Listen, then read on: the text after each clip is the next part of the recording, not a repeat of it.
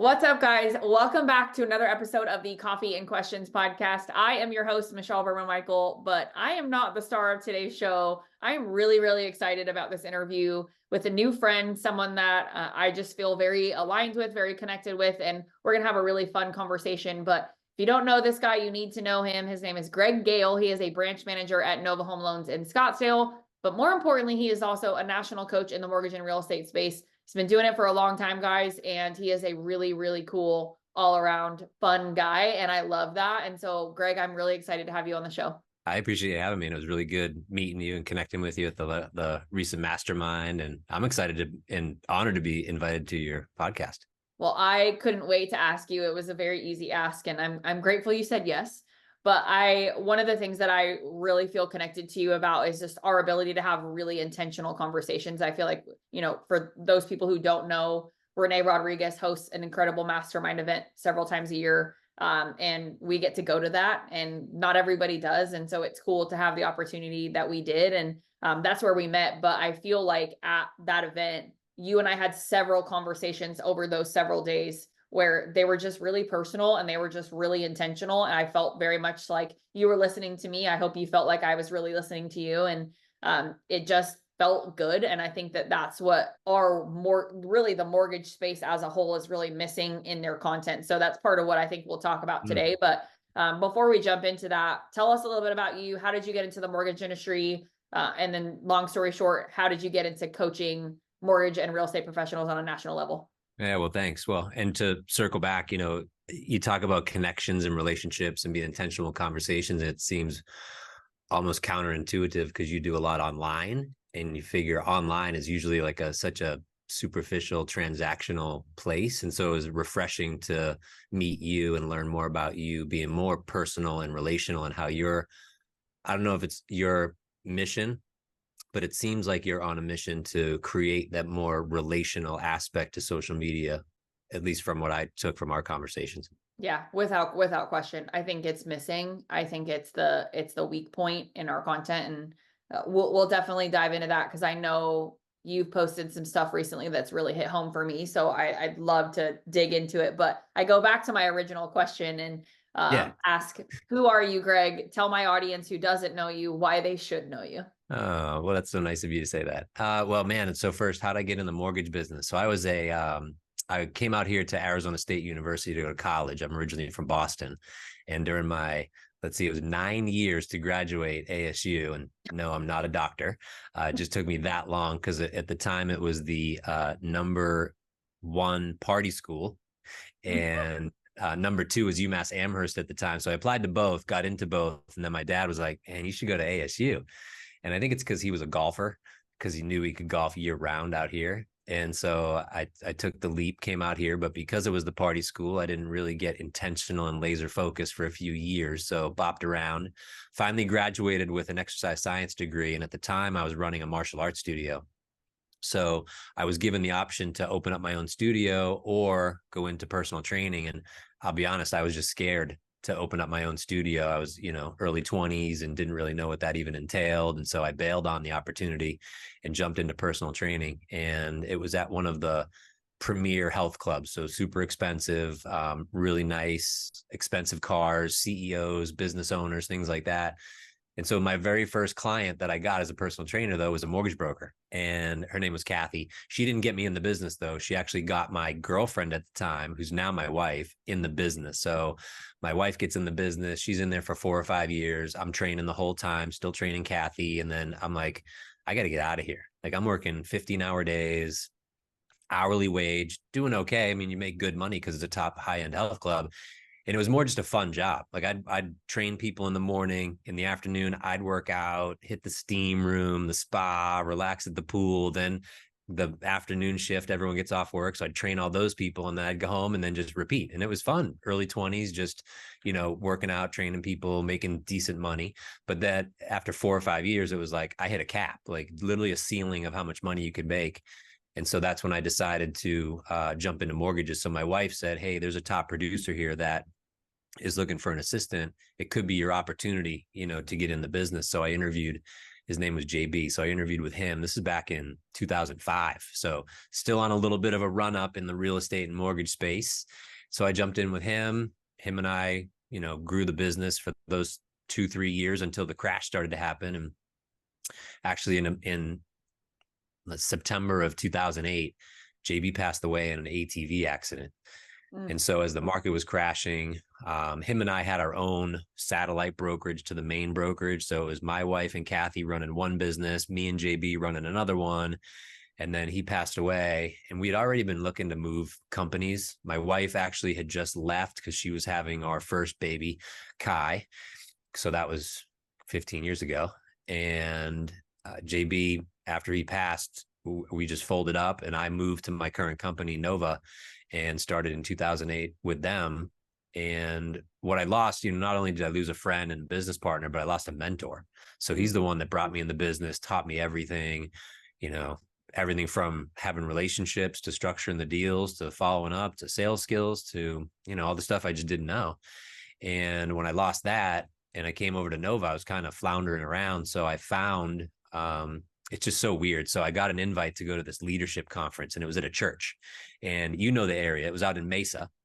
So it's about 40 minutes from where I'm at, and I go, and I honestly don't remember anything about the event. None of the speakers, it was like chiropractors and I think like MLM kind of stuff. There was no realtors, no lenders. But when I was walking out, there was like a table, and they have, brochures and all this stuff. Well, there was a CD, and it was blue, and it said the core training. And I thought it was a workout CD because I'm coming from the training background. So I'm like, You're oh, like, sweet. So great. I need more of that. Right. A new workout CD. So I grab it, I get in the car, and again, it's like a 40-minute drive home. So I throw it in, and I had literally started a month prior at Nova. And so I throw it in, and it's a gentleman by the name of Rick Ruby, who's the owner and founder of the Core Training, which is actually a national mortgage and real estate training company. So I listened to the whole thing, the whole drive home, and I'm like, wow. And he's like, call on realtors and have a clean desk and clean out your car and clean out your closet and have a plan. And I'm like, it was just a lot. And I was like, wow, this is what I need. I need direction. And so I literally pulled off on the highway, get into my brand new office at Nova. I go in, it's the coretraining.tv. That's how old this was. It's literally 15 years ago. Wow. So I go in, and it's $89 a month, and I go click. And next thing you know, 2 weeks later, I get another batch of CDs. I get a book, I get a tracking log, and I start the program. And about a year and a half later, they called me and invited me to come to one of their live events. I went to one of the live events called a summit. They do 2 a year. It's a 2-day intensive with like workshops and things. Most people have been to things like that. And at the end, they're like, hey, you should get into coaching. And I'm like, no, I'm good. It's too expensive. I wait 6 months, and then I get into it. And then from there, I started in the program. About 4 years later, they tapped me on the shoulder and said, hey, we're looking for coaches. You've been recommended by the other coaches. Do you want to get into our training program? So behind the scenes, there's literally a 6-month plus run up to even be a coach in the program, where you're listening to calls and doing extra calls and things like that to get practice, because obviously people are paying a lot of money. So you want to make sure that you have coaches that are have the skills developed for that. Right. And so I went through the program, and now, gosh, this is my 10th year of coaching for the Core. So it's kind of how it all came full circle. I feel like it's such a, what do they call it? Butterfly effect, right? Like one thing has to happen in order for the next thing. Like, and it, depending on how one thing ends up occurring, it could go one of two ways, and you just never know, I don't know. The butterfly effect concept, I remember seeing the movie, and I'm very, very vividly remember it too. And then way back when I was in college, there was actually a video game called that, like Call of Duty style butterfly effect, whatever. It was stupid, but played it anyway. And I'm not a video game person at all anymore, but when you're in college, what else do you do? Right. So, but yeah, like just hearing your story and hearing all of that, and it just makes so much sense. Like, cause I didn't even know all of that just from listening to what you just said. So I'm like, I was so excited about the progression of how you were describing it, because now it all makes so much sense to the conversations that you and I had at Amplify, and just some of what I feel like I know of you. So very cool to hear the background of it. And really, I think it also goes to show to people listening, like, you got to walk the walk, right? Like, there are so many people, I feel like, especially in the coaching space, and you being a coach for as long as you've been one, right? There are so many people, I feel like, that are in that coaching space that really aren't walking the walk. And we definitely, I don't feel like fit in that category, but it is refreshing to hear your side of it, and to feel aligned even more so than we already were. Yeah. Also, What's I nice gotta, about like, you never like I know exactly what you mean, because there's programs out there where I even know of real estate programs that the head person isn't even a licensed real estate agent that's coaching real estate, right? So in our program, you can't coach anyone that's making more or saving more than you. You have to be doing more, making more, and saving more than them. So it's like you said, walking the walk. that's so cool. What just a testament to the process of all of that too. And I think the integrity that it takes to be in a program like that, honestly.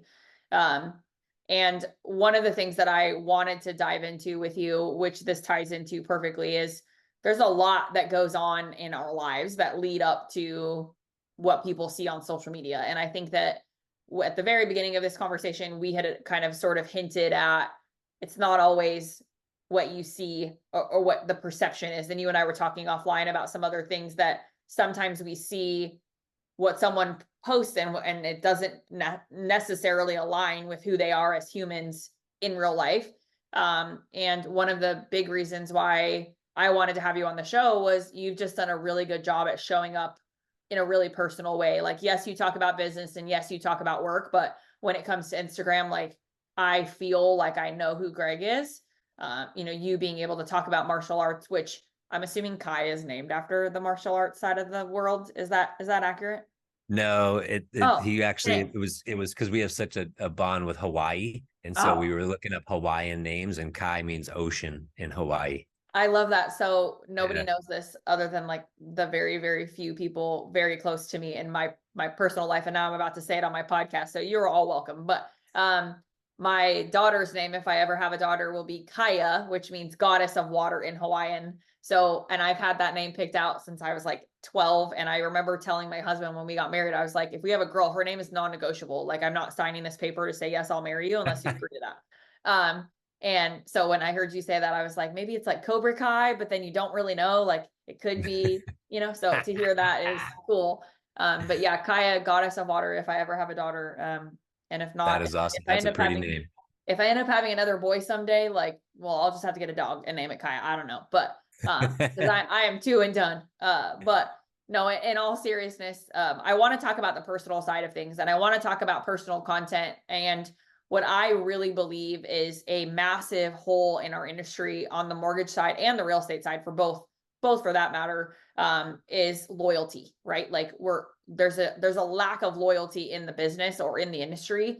And I personally believe, and again, this is my personal belief, but I really feel like you'll align, is that we're not doing a good job at showing up as human beings on social media. And we're so focused on the perfect side of things. Here's my loan volume. Here's how much I've done. Here's all the accolades. Here's how smart I am. Let me talk about the Fed loan limits. Let me talk about the new VA rule that came out today, right? And all of these things are great and good, right? They're super valuable information, and they are valuable for the audience that you guys are trying to reach, but there's no person in it. Like, there's no personality behind that. And so I feel like both in how you coach and from what I've heard from people that coach with you, and actually spending time with you, like, you believe that being personal and showing up personally adds more value than just saying, hey, here's how good I am at what I do. Well, no, I agree. And I think it's both, right? You have to have the information out there for people. And that's where, like, social media, I look at it's like a big billboard that's out there for free that you can have. Like, think of the busiest intersection in your town. And if I offered you the billboard right there for free, 24/7, change it anytime you want, put QR codes, phone numbers, pictures, stories, quotes, whatever you want, like for free, you would take it. Yet no one does it, because that's what social media is, literally the billboard at the busiest intersection in your town. And I think that it's both, meaning, and you know it more than I do, but you've got so many aspects if you talk about just Instagram, because you've got the feed, you've got the reels, you've got the story, and you got live. Like, there's so much intricacies to it. And yes, you have to put out the information, but like you said, people need to know, I don't know, they need to know how to relate to you. And you're not going to relate to everybody. So when you show up just as yourself, Like, hey, I'm a dad. Hey, I work out. Hey, I have problems. Hey, I had this come up. We overcame this. Whatever it is, just like we learned with Renee, they'll relate more to the stories of it, but the real story, not the highlight reel that most people are putting out there. It's all polished up and maybe it's even filtered, but it's literally just the best of edition of their life versus, I had an agent I was talking to and she was like that. She's like, oh, my house is a mess. I don't want to post anything yet. And I'm like, you should really post the dirty house, and she's got a little kid and there's like, he's playing with pans and stuff in the house. And she's like, no way. And I said, I bet you get more views and even just engagement when you post something like that, right? And so she's like, okay. I said, look, do me a favor, within the next hour, I just want to see the post. And so she, within an hour, posted it. And just like I predicted, here come all the comments and stuff. And as it's just people more relate to that. They relate to the messy stuff in life. And I'm not saying every post needs to be, my house is messy, my car is messy, my life's messy, I have these problems, but there needs to be a few in there because most people don't relate to the it's awesome, it's amazing, life's great, look at the trip I'm on, look at all the trips I go on. And it's just more relatable. And I think we throw around the word authentic, vulnerable, yet that's what it is. You're just being the real you versus the fake you. And, she had a hard time trying to post the cleaned up version because she's like, it's just not my life. My life's 2-year-old running around, no clothes, maybe a diaper, house is messy, and that's her life. I said, look, it's way easier to post more frequently when you're able to be more vulnerable or open to sharing just real life. Well, you just said it so perfectly. Consistency is the Baltimore word in the real estate and mortgage space, especially, but really just in general when it comes to social media, right? As far as like showing up consistently, I'm sure you hear that every day. I know I definitely hear that from our clients every day. They're like, Michelle, I want to be more consistent, but I don't know how. And I think that's the barrier of entry, right? Of people have a hard time being consistent because they feel like it has to be the highlight reel. And the reality is that the highlight reel is a lot harder to find and to get to in our day-to-day than the reality of day-to-day, right? I mean, even I tested this not long ago because I had a client who said that almost exact thing. And I was like, you know what? I'm going to go record a reel at my dining room table. I had just finished working out, so my hair was on my head, no makeup on, like nothing. I even had my sunglasses on my head in the video, which obviously I wouldn't normally do, whether I'm like recording a podcast like this, making a reel or whatever. But I purposely did it for this content because I was like, this is the reality of my day to day. I'm on the run, right? And I'm on calls all the time. More than half the time, you're not going to see my hair done, right? It's going to be up on my head or in a ponytail, like just getting stuff done. And I posted it and I sent it to my client and I was like, see, your coach just did it. You can too. Right. And that's sort of I feel like you and I, especially in our positions, it's our job, I think, to be that hope dealer that is so needed. But also to make people feel okay showing up that way. Because if you're not consistent, most likely you're not consistent because you're trying to be something that you're not when you are showing up. So yeah, I never thought of it that way, but you're 100% right. That's most likely the problem. yeah, if you're not consistent, it's because you're trying too hard. Literally, I honestly, just to boil it all the way down to black and white, if consistency is an issue, you're trying too hard and you're not showing up in the way that you are as your normal self every single day. Now, question for you, because I know you can certainly speak to this, and you and I have even talked about this, but I just want my audience to hear, like, what is your take on why people are so afraid to show up that way? Like, what are we so afraid of that's keeping us from being that? I think the number one is judgment, fear of what other people are going to say, fear of those comments that are coming in, fear of what they might think of you, which is something to just get over because that's stuff that they'd be thinking anyways if they saw you in public, right? Like I have people like, oh man, I don't want to do videos, I don't like how I look. I'm like, well, it's how you look. It's how you look normally. I don't like how I sound. I'm like, yeah, but that's how you sound. so would you just not speak in public? Would you not speak in a conversation, a small group of people? Like, oh, it's just different. And I'm like, how's it different? And you kind of dive in. And I get it. It's out there permanently. You can watch yourself, and in a normal public setting, you talk. You don't get to see yourself recorded and talking. But I think it's that fear of judgment. And at some point you have to be get over that piece, because once you get over that piece and that door is swung wide open, it makes it so much easier to be consistent, because now you're okay with I stuttered on that word, or I looked the other way, or I don't like how I was going to say, I don't like how my hair looks, but that would be something like for you, not for me. For But, those of you guys who are not watching this on YouTube, Greg does not have any hair. So that's why that's funny. I am bald. Yes. And I mean, I don't like the outfit I'm wearing, and really people don't care, and I'm visualizing you post-workout, sweaty, no makeup, sunglasses on, but that's probably how you are normally, because you leave the gym sweaty, sunglasses on, you get out of the car, you put them on, you get in the room, you're getting ready to take the shower. Like, you're just like, that's just how you are. And so why not just talk like that? Because that's how other people are.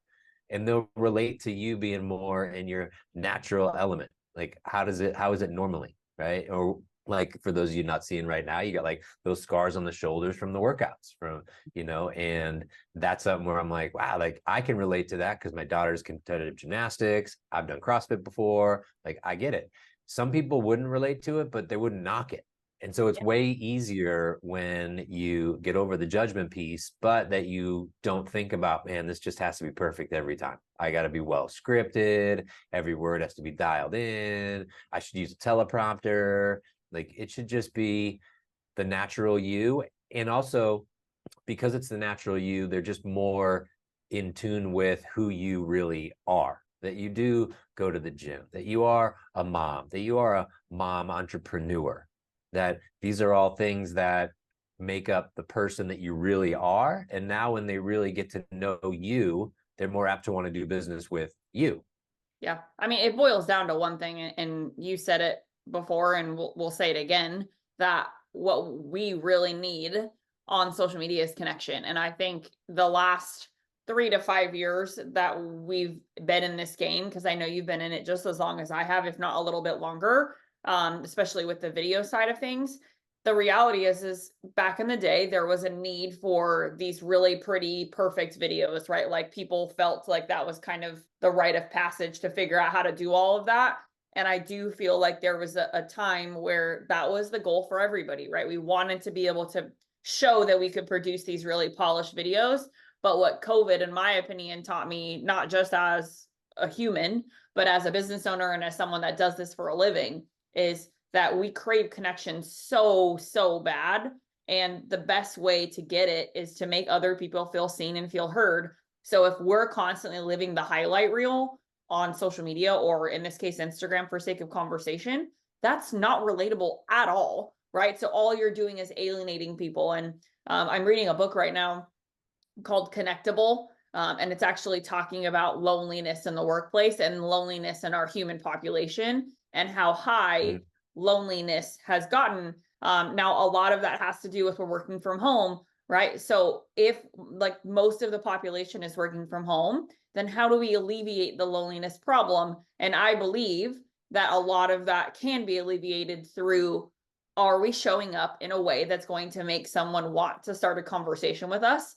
Because if we are in conversation with someone and we feel like, hey, there's this person that actually cares about how I'm doing today, that alleviates some of this loneliness problem. Would you agree? Yeah. And I think also, like, as you say that, I when I thought about saying people are more lonely now, not just the work from home, but people are just on their phones so much. So like, and you've probably done this, but I walk around, and I'll walk around like outside in my general area, and I'll walk outside to go down to the restroom, and there'll be like two people walking this way. They're literally walking together, but they're both looking down at their phone. Or I'll go to lunch today with one of my realtor buddies, and we'll sit at lunch, and I guarantee there's people that are just on their phones. And so they're not even open to the connection. The second part, though, I think, is that people don't want to, or maybe don't feel like they can connect with someone who's so polished and perfect. So when someone puts out the highlight reel and everything, my life is perfect, my kids are perfect, my trips, my vacations, I'm in Italy, I'm in Greece, and they're like, whoa, and like, they can't even relate to that. So then they don't want to reach out to do business with that person. They see him on the street and they're like, like it's almost like a, I don't know, like there's a wall up almost, right? Versus when they see the messy house, the problem with the kids, the my kid's gaming a lot, what do I do? And someone's like, oh my God, I can relate to that. Now they're more apt to connect with you. So I think it's kind of twofold. People paying more attention and being more aware. Because I think we were all put on this earth not to be alone, but to have connections with people. Mm-hmm. And the ways we do that, whether it's through social or even live, is making sure that you are open and available. And part of that when you're doing it online is just being who you are. Yeah. Well, in this book, so you'll love this example, and it actually blew my mind, and I hadn't even thought about it. And I'm only like 75 pages into this book, and that just tells you how much I've read in 75 pages. But what they were talking about was the ATM, right? So the ATM machine back in the day when this was developed was literally from a guy who was standing in line at the bank to withdraw cash, and he was frustrated that it took so long for such a simple transaction, right? He literally just had to withdraw a couple $100 out of his bank account. And so he was standing in line and was like, I'm going to go develop it. He came back or came out of the bank, and a few years later, here we go. Here's the ATM. Now, fast forward, right, to the concept of the ATM. It's so interesting, even when we go to places like the grocery store, right? And this is not a soapbox for like anti-phone use, but this is simply just to show why connection is so important. So there is a point to this, but the ATM, right? If you've ever watched it at a bank or you see someone walk up to one, most of the time they're on their phone with their face in their phone, like, or typing in something on the screen at the same time, right? Or if we ever go to the grocery store and we're waiting in line, how many times do we go and watch someone who is in line, but they're annoyed because the people in front of them are taking too long. So what are they doing? They're on their phone. They pull their phone out of their pocket and they're staring at their phone, waiting for the person in front of them to be done. And that's just perpetuated everywhere, right? So I believe that personally, if I'm going to be on my phone, it's going to be to connect. It's not going to be to do anything other than that, right? Whether that's on Instagram, whether that's a text message that I'm sending to someone. But the totality of all of this, and I think the root of our conversation is, why are we showing up on social media? Like, what is the point, right? Is it to make ourselves look good? Which I personally believe is a huge problem in the real estate and mortgage space. I mean, I was looking at somebody's Instagram today who booked a call on my calendar, and everything was Lamborghinis and planes and cars, and just like, the reality is like, who is this guy? Like, you know? And so I'm already a little bit turned off before I even have to get on the phone with this person. And that's a problem, right? Because that's the perception that he's giving off to me. And I don't even know him yet. He could be an amazing dude, but he gave off a bad perception out of the gate, right? So the root of all of this, I really believe, is if we have this epidemic of loneliness already as a big issue, how do we alleviate that through the content that we produce? And I think that it comes down to, are we someone that somebody else feels like they want to talk to? And then you said, am I who I am in real life? Or, you know, vice versa. Am I who you know me to be on Instagram as opposed to in real life? And I never want anyone to ever feel otherwise. That's a huge measurement right there, is just asking yourself that question. Is my Instagram and my social a reflection of my real life or not? Like that Lamborghini guy, maybe it is. Maybe he has all those things and that's it, which is fine. But then what kind of, if from a business point of view, what clients are you attracting that way, and what are you repelling that way as well? You talk about the social media and having that like intention.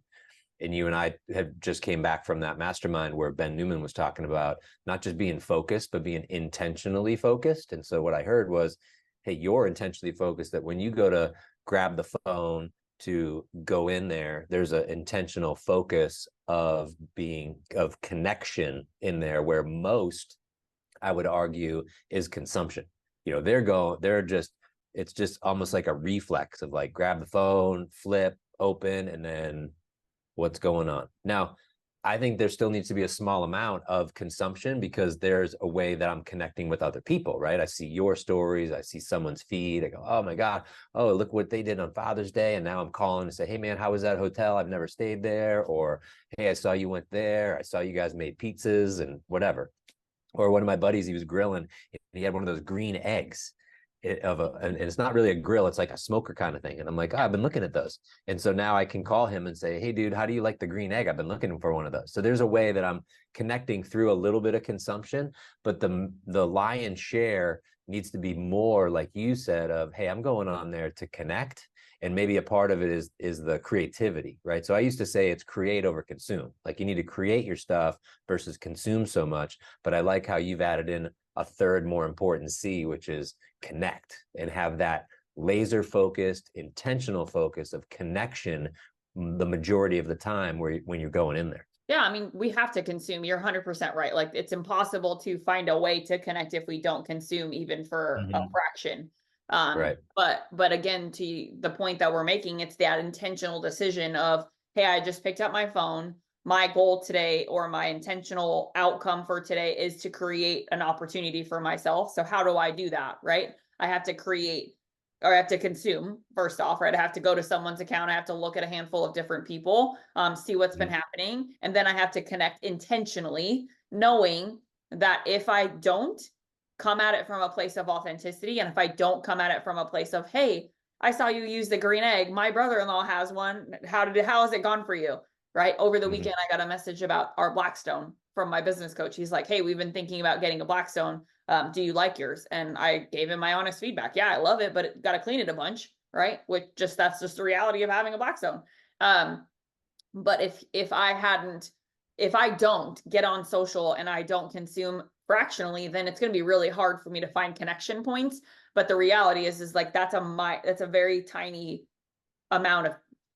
That's a weird way of saying that, but it's a very small amount of time in the overall scheme of that effort. But I also think connection has to come from that authentic place, because if we do, then conversion becomes a lot easier when we do go for the ask. And I think that's the final piece that I'd really like to pick your brain about, which is if we are really good at connecting and we are really good at having conversations, right? Connections lead to the conversation. We know that we can't convert if we're not having conversations. What does that look like for you? Like when you're on Instagram or whether you're Facebook, it doesn't matter, whatever social platform for clarity, right? What does conversation look like for you? And then this is one of the number one questions I get from my clientele, which is how do you translate or transfer a conversation from we're talking about something personal, the green egg, to, hey, we're talking about business? Well, it's a good question. I got two different things that I do. So one, I do a lot of reels because, as you know, the reels will get more non-follower views, right? So and you can correct me if I'm wrong here. So if I post something in my feed or my story, that's for people that are following me. But if I post it on the reels, the people that follow me will see it, but also non-followers will see it. Is that accurate? It's not accurate, but other non-followers will also see your traditional content, but reels are designed to be found more so from your non-followers. Yes, algorithmically.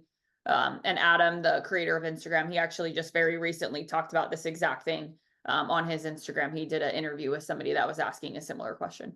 Cool. So I've put a lot of more my effort in there, going consumer direct and offering things like a investor buyer guide, a home buyer playbook, credit playbook, right?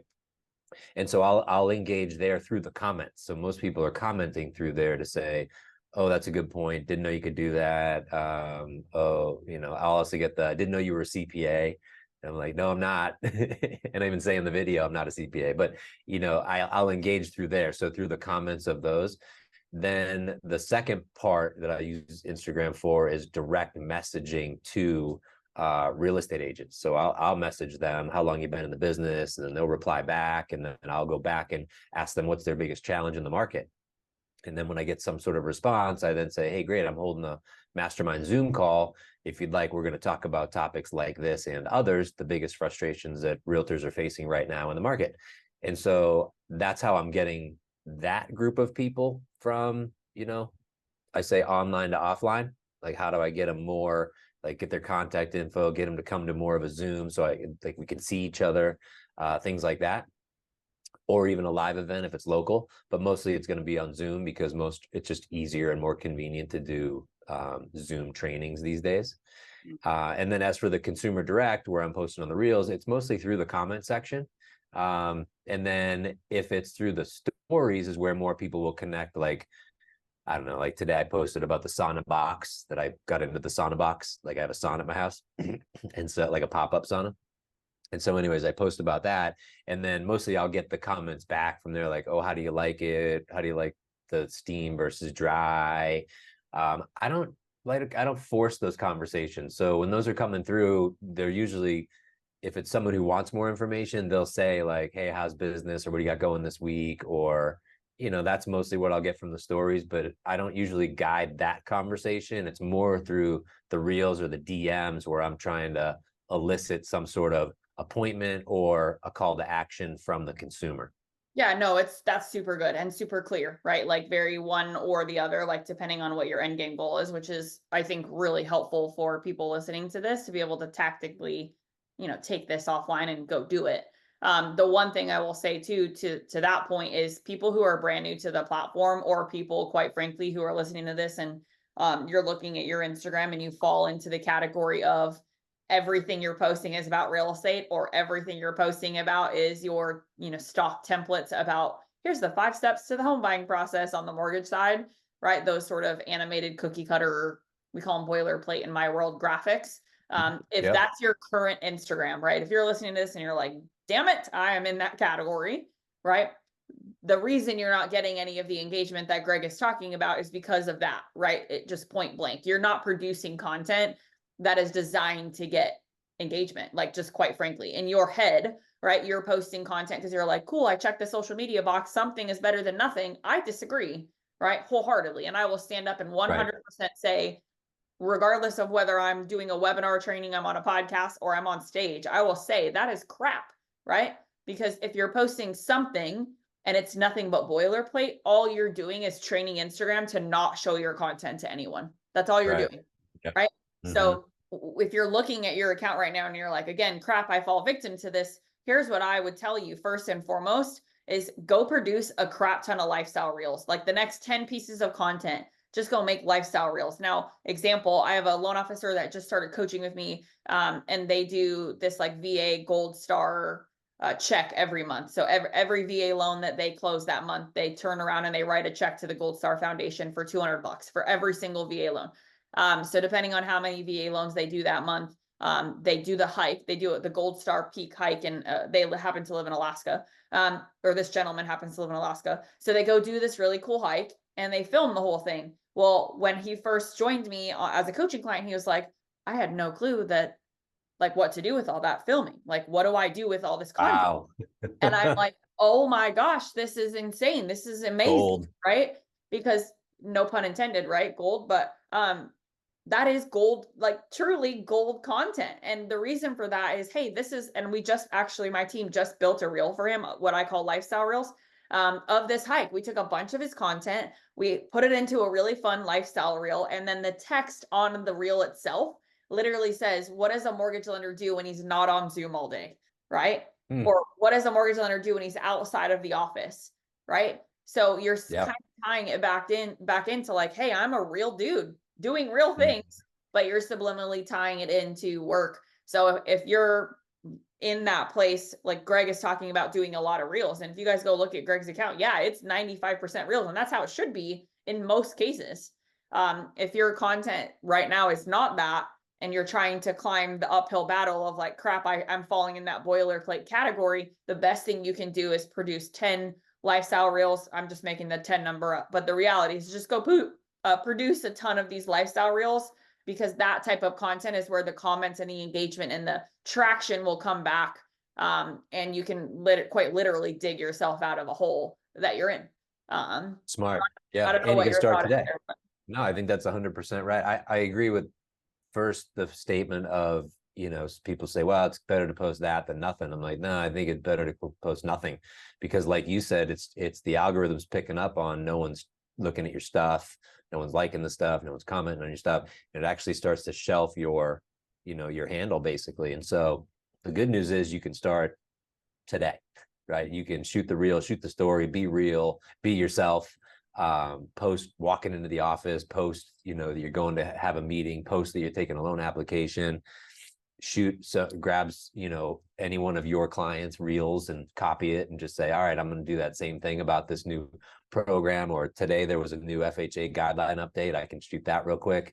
It doesn't have to be. I do think that you do have to have like at least lighting and good sound so they can hear your voice. That's good. It just doesn't have to be super polished, super produced. So don't like call the video company and say, come on in and bring the camera crew and all the lighting and the makeup. It literally can be you walking, but with the sun in front of you beaming on your face, as hard as that might seem, because it's hot out, but also the sun would be in your eyes. At least you'd have good lighting and you'd have good sound. And most people ask me what microphone I use, and I'm like, I have my AirPods in. I literally have, like, I just use my AirPods when I'm doing my own, stuff. When I'm hooked up to the computers, I'll have like these kind of microphones, or I'll have the Yeti thing. I mean so people need to hear you, but it doesn't need to be super polished and some expensive production. Yeah, I think our mutual friend Brian Manning from Amplify. He actually called me last week and he said, "Hey Michelle, can you send me a picture of your setup in your office?" Because him and I had a great Zoom meeting last week, and he was like, "Your sound is so good and your video is so crisp." And I actually showed him. All I did was I turned my camera back to my Mac camera so he could see the difference between my Mac camera, and I have a Sony ZV-1, which is literally $500 on Amazon, and I got it 2 years ago and it still works perfectly. So the $500 investment is well worth the money. Right.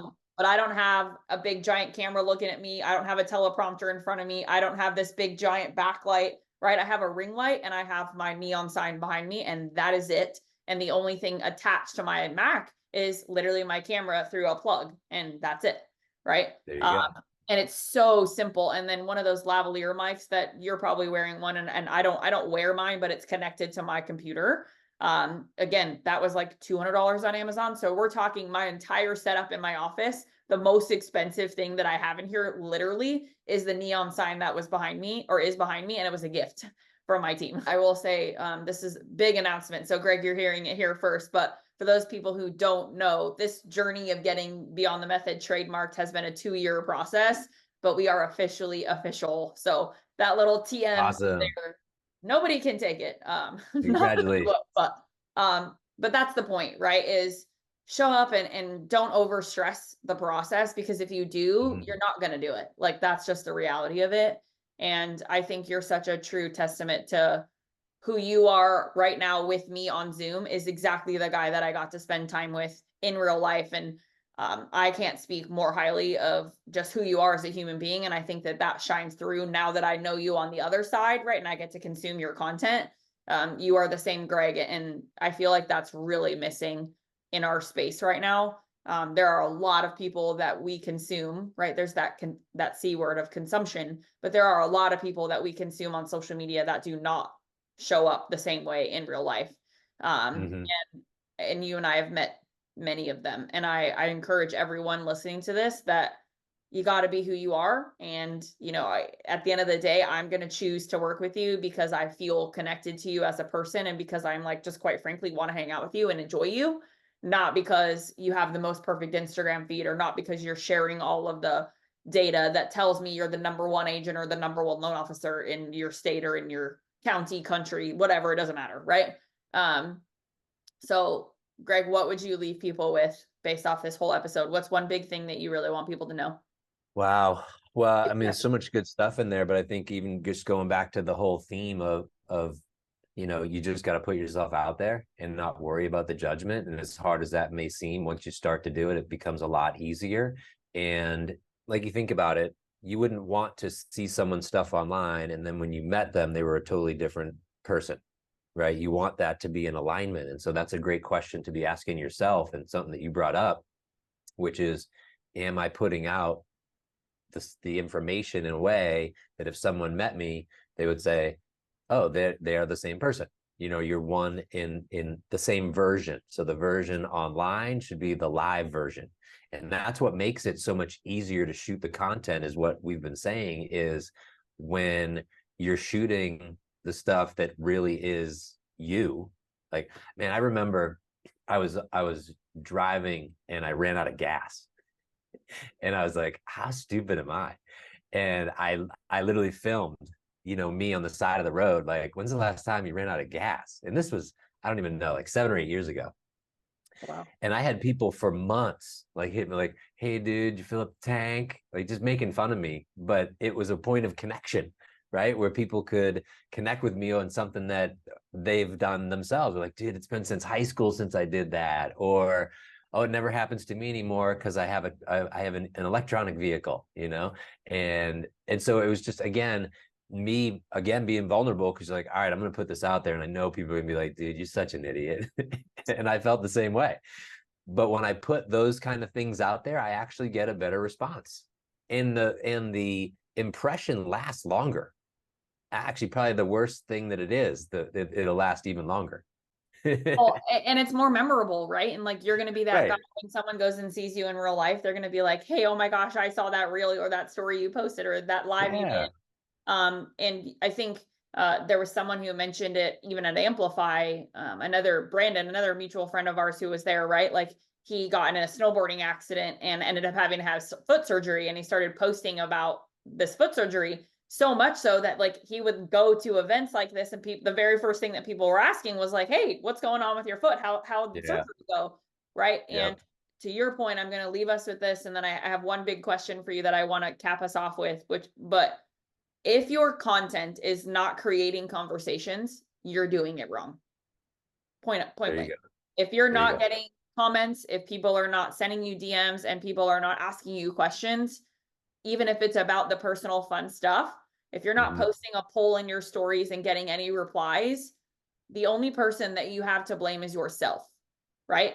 And I say that lovingly. And Greg, I'm a very blunt person. That's why a lot of people enjoy me too. I hope, mostly. But very direct, we'll call it that. But if you're not getting engagement, like I posted a poll a couple days ago as a joke because my birthday is in a couple days, and my husband thought it would be funny to bring home an MRE from work, right? So everybody knows my husband is prior military and now works for the military. So there was a big box of MREs. He decided to bring one home and give it to me as like an early birthday present, thinking that it was funny. Which, because I always thought, like, when I think MREs, I think of like Mountain House meals, right? When we go camping and they're like freaking bomb.